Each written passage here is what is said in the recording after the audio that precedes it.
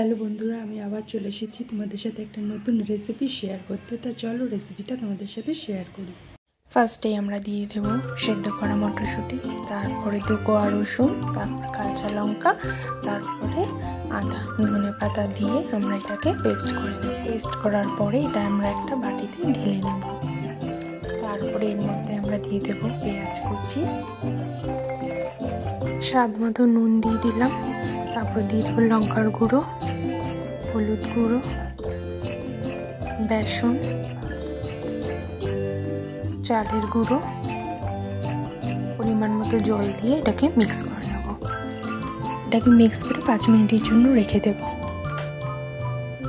আমাদের তেল গরম হয়ে গেছে, এবার আমরা ব্যাটারটাকে এর মধ্যে দিতে থাকবো।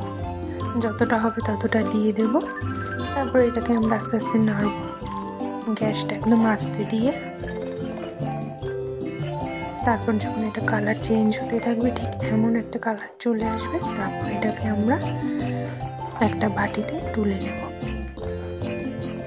নাও খেয়ে বলো কেমন হয়েছে।